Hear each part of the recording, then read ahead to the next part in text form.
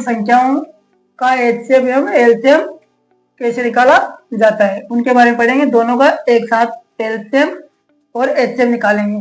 तो जैसे कि संख्या मान लो 12 एवं 20 है, इनका क्या निकालना है? एचसीएफ और एलसीएम, एचसीएफ एवं एलसीएम निकालना है। 12 और 20 का हमको क्या निकालना है? एलसीएम और एचसीएम निकालना है। तो 12 और 20 के हम अलग अलग अभाज्य गुणनखंड कर लेंगे। 12 में किस संख्या का भाग देंगे? सबसे छोटे पहाड़े का भाग देना है, 2 का, तो 2 का भाग देंगे। तो 2 का भाग 12 में कितनी बार गया? 6 बार। फिर 2 का भाग 6 में देंगे, कितनी बार जाएगा? 3 बार। और 3 में अब 2 का भाग नहीं जाएगा तो कितनी का भाग देंगे? 3 का। कितनी बार गया? 1 बार।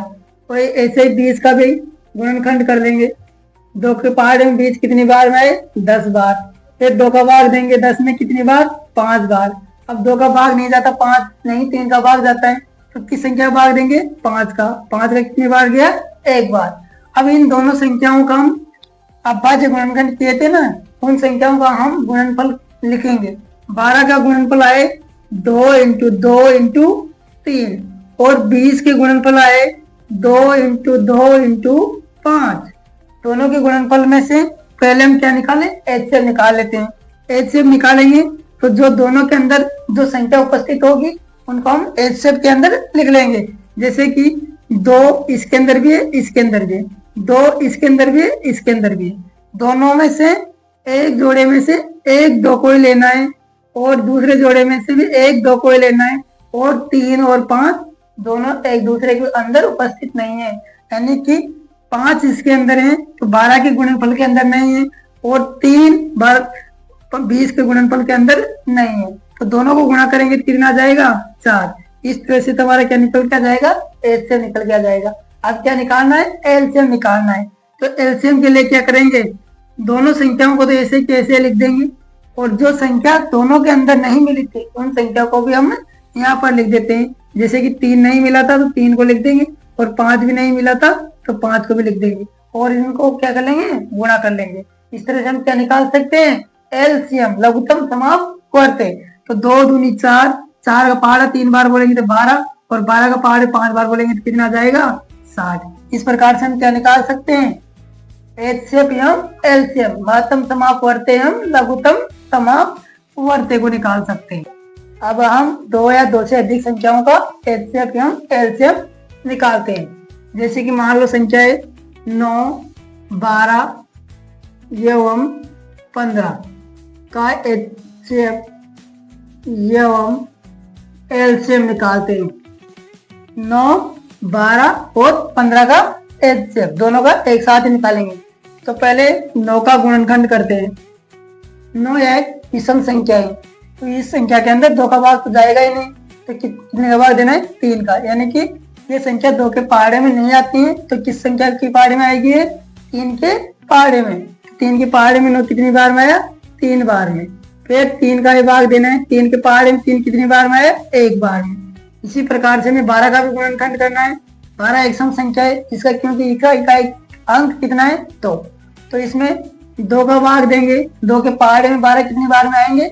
6 बार में। फिर 2 का भाग देना है। 2 के पहाड़े में 6 कितनी बार में आएंगे? 3 बार में। 3 के पहाड़े में 3 कितनी बार में आए? 1 बार में। इसी प्रकार से हमें 15 का भी गुणनखंड करना है। 15 भी एक विषम संख्या है, इसमें 2 का भाग नहीं जाएगा। अब इसमें 3 का भाग देंगे। 3 के पहाड़े में 15 कितनी बार में आए? 5 बार में। और 5 के पहाड़े में आएंगे 1 बार में। इन तीनों संख्याओं का जो भी अभाज्य गुणनखंड किए उनके गुणनफल को लिखेंगे। 9 के गुणनफल आए कितने? 3 इंटू 3 और 12 के गुणनफल आए 2 इंटू 2 इंटू 3 और 15 के गुणनफल आए 3 इंटू 5। अब पहले हमें क्या निकालना है? एचसीएफ निकालना है।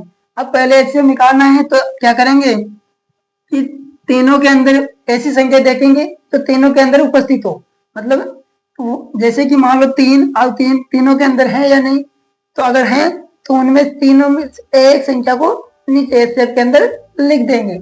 देखते हैं पहले 3 इसमें भी है, इसमें भी है और इसमें भी है। तो यहाँ पर कितने लिखेंगे? तीनों में से एक 3 को लिखना है यहाँ पर सिंगल। एक 3 सिंगल लिखना है। और इसके बाद देखेंगे कि ये 3 इसके अंदर भी नहीं है, इसके अंदर भी नहीं है, 2 इसके अंदर ही है, इसके अंदर ही है, इसके अंदर नहीं है, तो इसका एचसीएफ निकल के कितना आएगा 3। अब क्या निकालते हैं एलसीएम।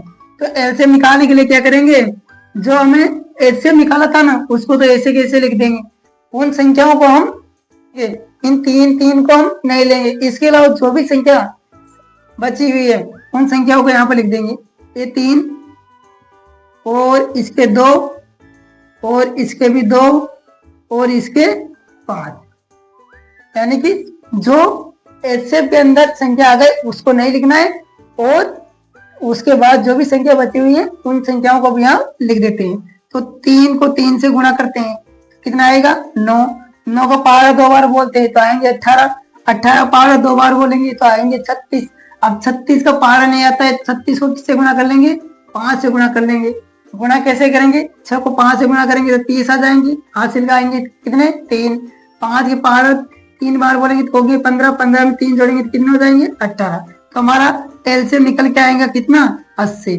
इस प्रकार से हम क्या कर सकते हैं, 3 संख्याओं का एचसीएफ या एलसीएम निकाल सकते हैं। इस प्रकार से हम 3 या 3 से अधिक संख्याओं का एचसीएफ भी निकाल सकते हैं।